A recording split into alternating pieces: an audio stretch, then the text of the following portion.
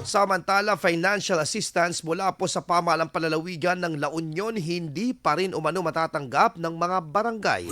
Para sa detalye kasama natin, Idol Jam Victorio. 104.7 IFM. Report! Muling tinalakay Patay na sa ng sangguniang matagpuan. palalawigan ng La Union ang 20,000 pesos na financial aid na hindi pa rin naibibigay sa lahat ng barangay hanggang sa kasalukuyan. Ayon kay Diga ng mga Barangay President Ramon Guio Ortega Jr., 255 na barangay pa lamang ang nabigyan mula ng idulog sa sanggunian ang naturang usapin. Sa kabuuang 20 LGU na may kabuuang 576 barangays, 8 bayan pa lamang ang napamahagian ng financial assistance na kinabibilangan ng San Juan, Bacnotan, Balawan, Luna, Suripen, Caba, Aringay at Bangar.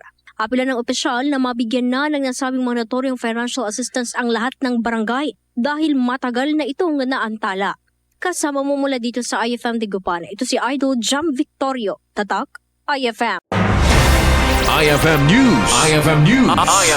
IFM News.